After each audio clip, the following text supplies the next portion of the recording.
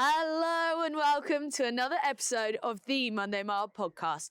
Today, we're in London with a man who took Paris 2024 Olympics by storm.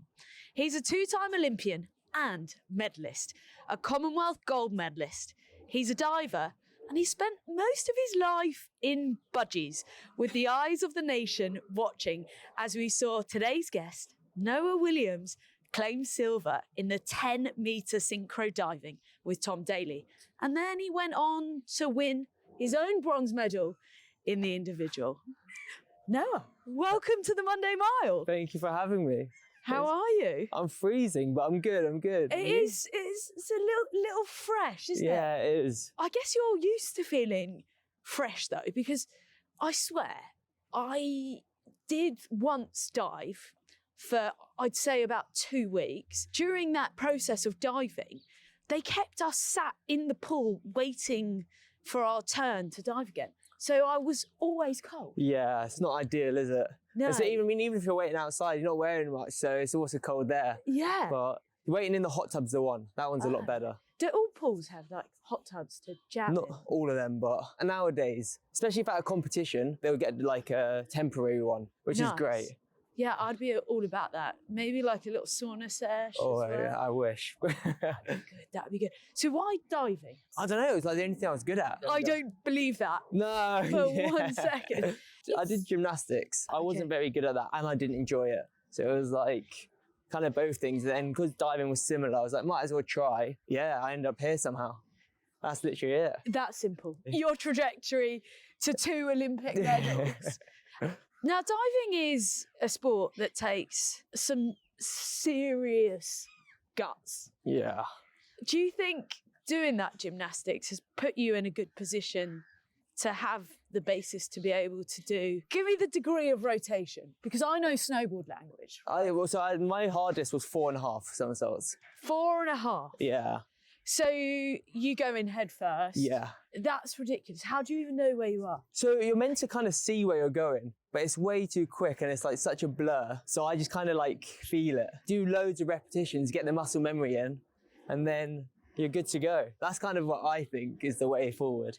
And when it comes to trying a new dive for the first time, because in snowboarding, way back when, I first ever did a double, went around twice, upside down. I would describe the feeling as you never ever feel quite ready to try something new. Would you say you experience that in diving when you go to add that extra rotation? I definitely think so, because you're always going to feel a bit sick with like the adrenaline, a bit nervous. But then there's sometimes it like goes well on the first one. It's like, oh, never mind, I was ready. But before going, like, it's always going to feel like super scary. Yeah, it is terrifying. I'm literally instantly thinking of my snowboard days and sort of imagining if it would be the same. So talk to me about Paris. It was good.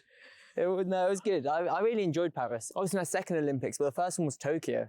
And that was, I guess, different to what a normal Olympics would be, because there was like no one there with COVID. You know, I went, I guess didn't really get the experience I wanted, but also I did really badly, so that didn't help. Were you forecast to do well in Tokyo? Not medal, but like final for sure. On a good day, maybe top 6. I ended up coming 27th, so way off that. That made me obviously want to do better in Paris more. It made me really want to go and just show I'm better than what I showed in Tokyo. I think then, you know, doing synchro with Tom, there was a lot more pressure than I expected. We dealt with it well, and that's the main thing. How did you deal with that pressure? Obviously having 1 Olympic Games under your belt is a huge help for anyone that's not been to the Olympics. The first time it kind of hits you, right? Yeah, I mean, apart from obviously there being no crowd, it was pretty much the same as, obviously not the exact same because different country, but the whole experience was very similar. That stuff, it was good to know kind of what you're going into. Going into Paris, I had to deal with a lot less, I guess, not knowing what was going to happen, how they run the event, where you have to parade, like how busy it is, how long you have to wait in between each dive, all of those little things I think kind of add up. So I like went in a lot more confident, even though I did not do well last time. And you competed in the individual and the synchro, 10 metres. Yes. Okay, now we're talking 10 metres. That is incredibly high. We're like talking double? I think double that, yeah. It's like, I think it's 2 double-decker buses.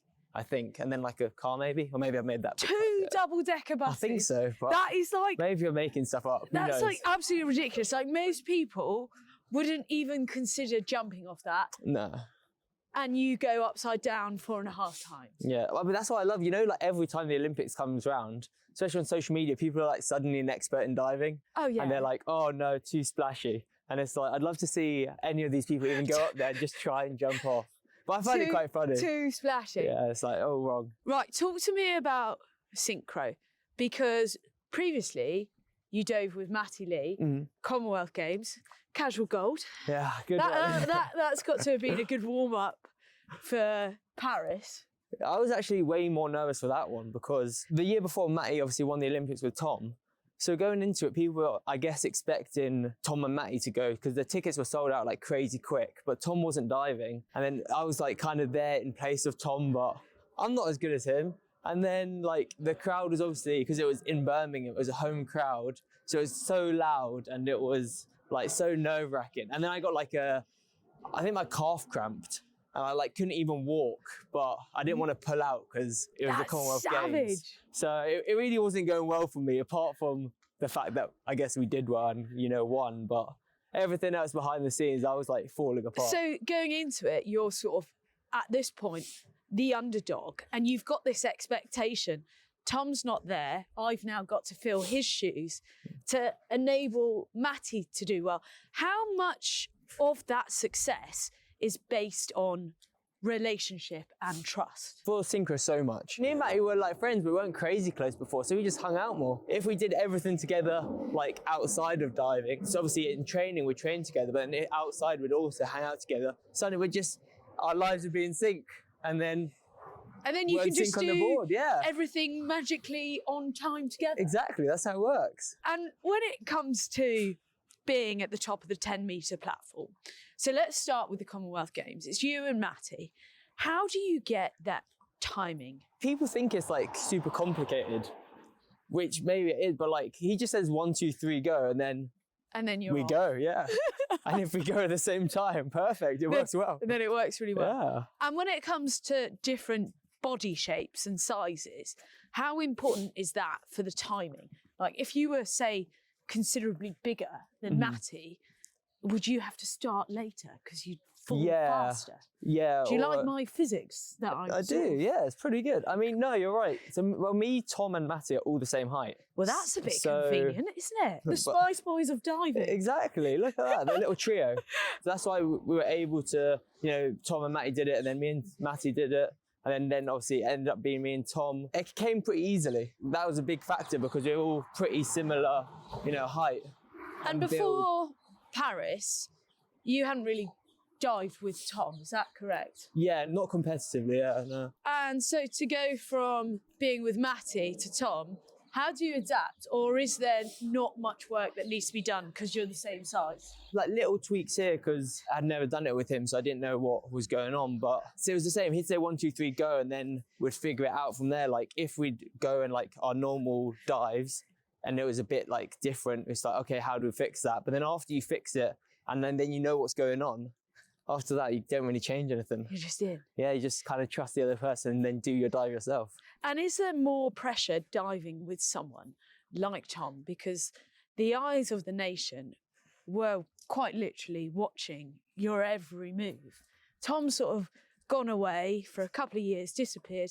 Everyone's kind of thinking, oh, he's done. And then boom, he's back and he's got a new partner. Does that elevate the pressure? Well, it does and it doesn't, because before as well, I was getting interviews and people like, how are you going to help Tom defend his title? Stuff like this. And I was like, I never said I'd do anything like that. I'm like, at the same time, once I got there, I realised the eyes of the nation are on Tom, but they're not on me. Just because we're diving together, like people kind of only care about Tom. So I was just like, oh, I can just do what I do every day at training and it should work out. And did that help you reframe the situation? Yeah, to go into it? Yeah, even though obviously we're doing this as a team, the pressure wasn't really on me. Like nobody cared how I did. It sounds bad, but like that's the truth. And it helped me stay calm. And it worked out in the end. How's the reception been post-Olympics? Because I know too well that it can be quite the whirlwind. Yeah, straight after. It is. It's like, you know, obviously a lot of different stuff to try and do. I want to try and like obviously see family, see friends, go on holiday, go to events, and it's like kind of all too much at once. But then suddenly somebody was like, oh yeah, it's been 3 months since the Olympics, and it's felt like 2 weeks. Great. It's gone way too quickly, but it's still going well. Are you enjoying sort of dabbling with new things, but also not having that intense training regime? I mean, I'm enjoying it a lot. I don't know if some of the divers are already back, so I'm guessing they just missed having a routine. One of the divers, Anthony Hardy, I spoke to him and he was like, oh yeah, I just went back because I missed it having a routine. Like it wasn't even anything to do with the diving really. But for me, I'm enjoying, I guess, trying lots of different things and like figuring life out outside of diving. And obviously in diving, when we look at the physiques of the ladies and the men, everybody is in such phenomenal shape. Now that you're out of season and things are a little more relaxed, how are you keeping that on track? Is that in the back of your mind? Like, well, I am going to have to get back in the pool. I'm going to need to get the budgies back on. So I better keep in shape. Are you still installing some form of wellness into your day-to-day? I mean, I try. I'm a bit lazy at the moment. I'm definitely not as in shape as I was at the Olympics. But it's hard to be in that shape and like keep that physique. Obviously, the Olympics is the peak performance for us. Yeah. It's not like we have to stay in that physique constantly. And it took me like so long to get that. I didn't drink for a whole year before the Olympics. And I was on like a crazy strict diet. I did it exactly the same. Yeah. I mean, it's not enjoyable. It was what I needed to do to get to that point. Yeah. And you say crazy strict. I'm going to ask the question that everybody that's listening wants to know. What were you eating? Because everybody is so curious about how to be like an athlete, how to get the body of an athlete.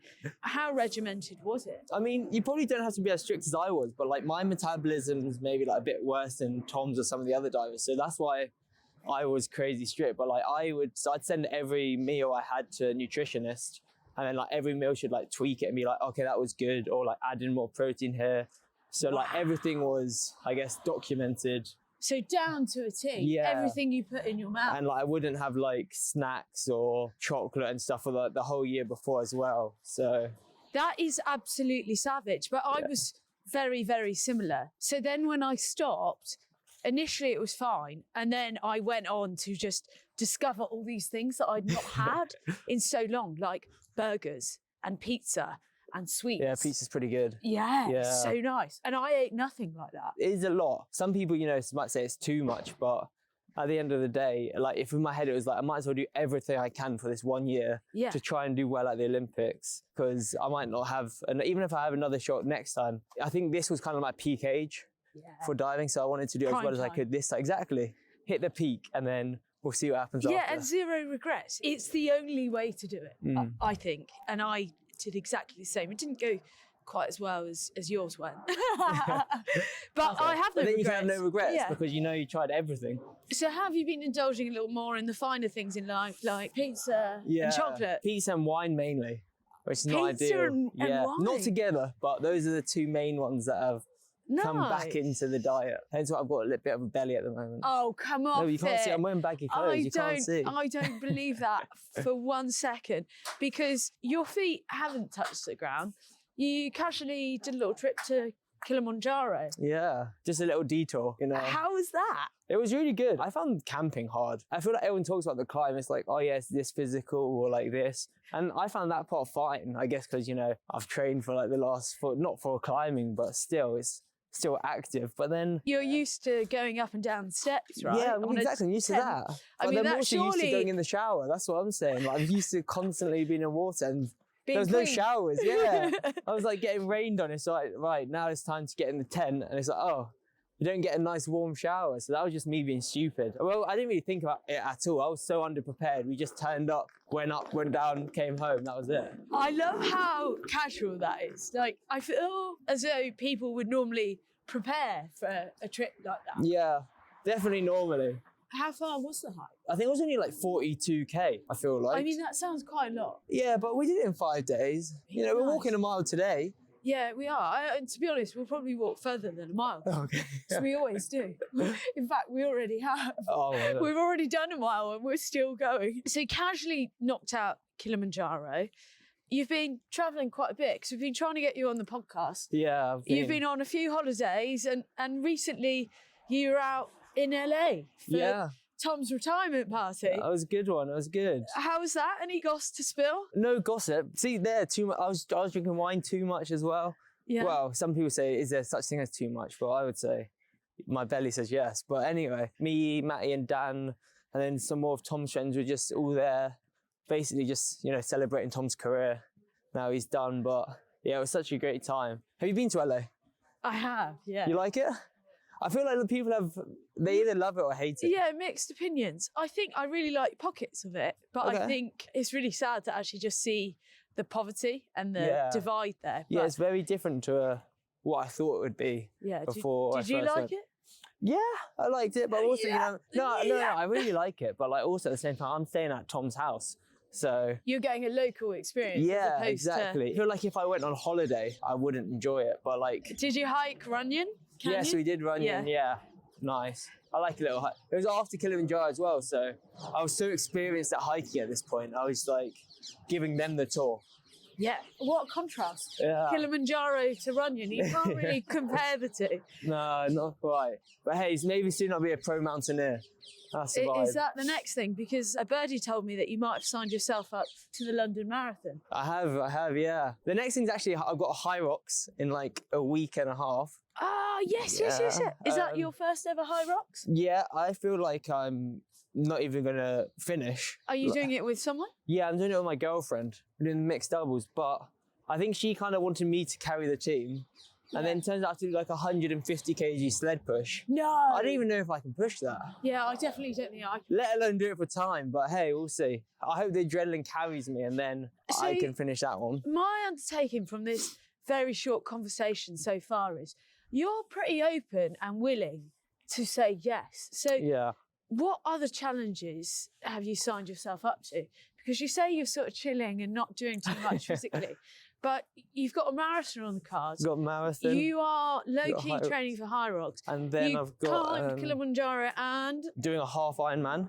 Okay, casual. And then I've signed myself up to do some snowboarding with you.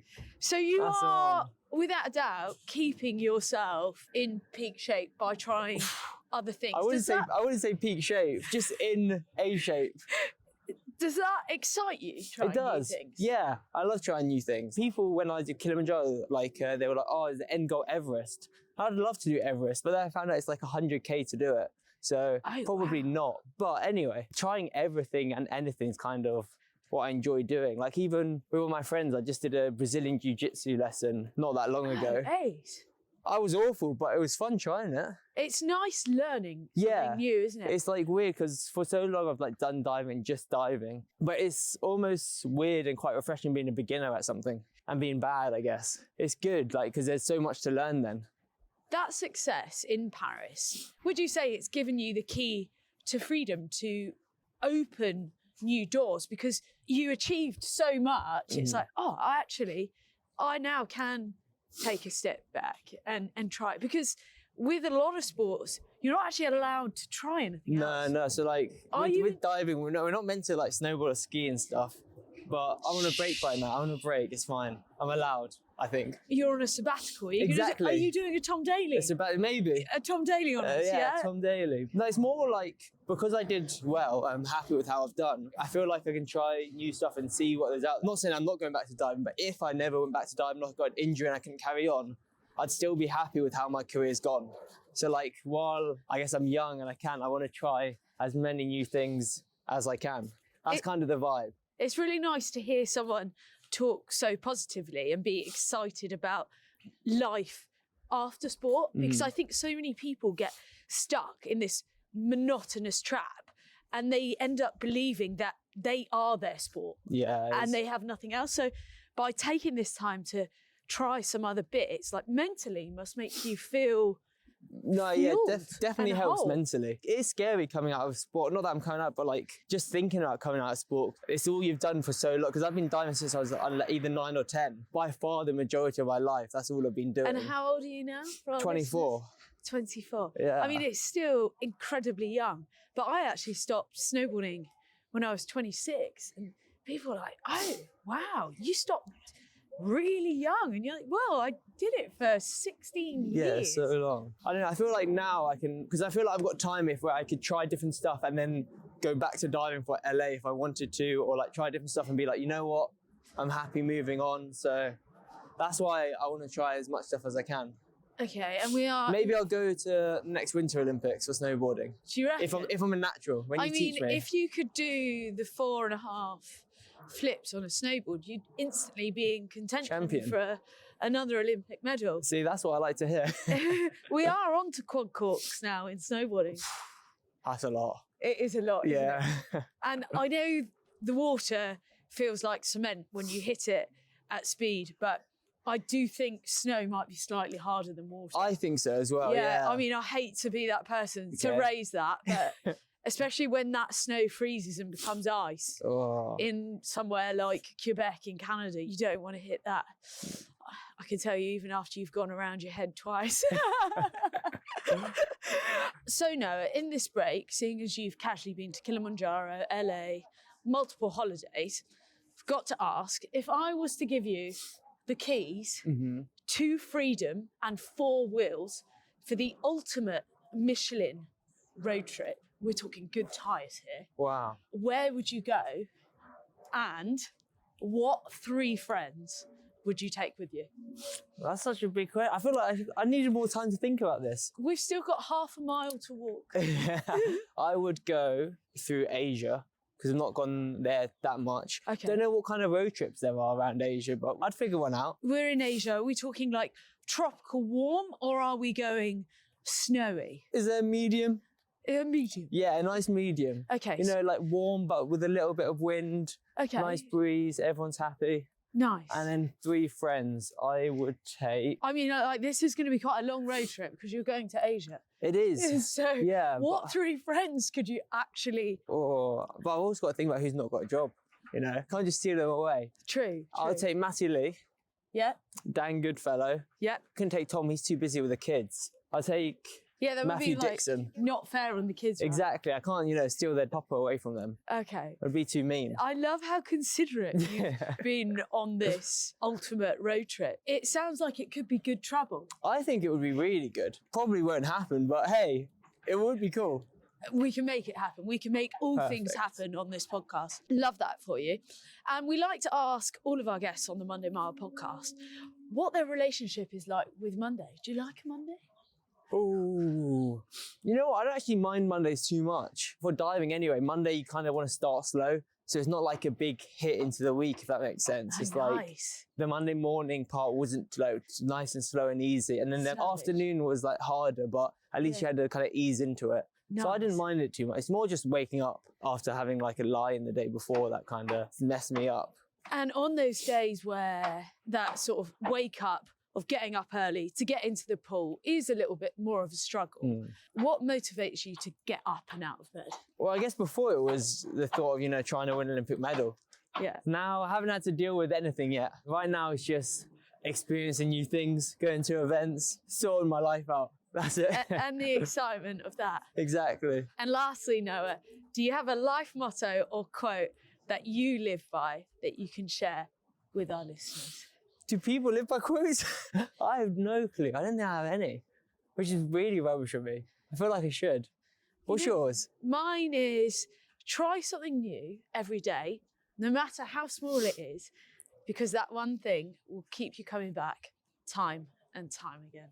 Wow. I feel like that's quite appropriate for you at the minute. Yeah, it is. I kind of thought you were just saying that because of the talk we've had. No, That's actually yours. that's mine. Okay. I'll think of one. I'll come back I in can a few years after I've experienced some more things and talk about that, and then I'll have a quote for you.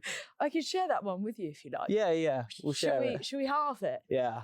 And then we can reevaluate. Co-owners of the quote. we can reevaluate it once you've been snowboarding. Exactly. Because you might not enjoy the experience. No, I will. I think I will. It is quite savage. Yeah. It's like, when you get it wrong.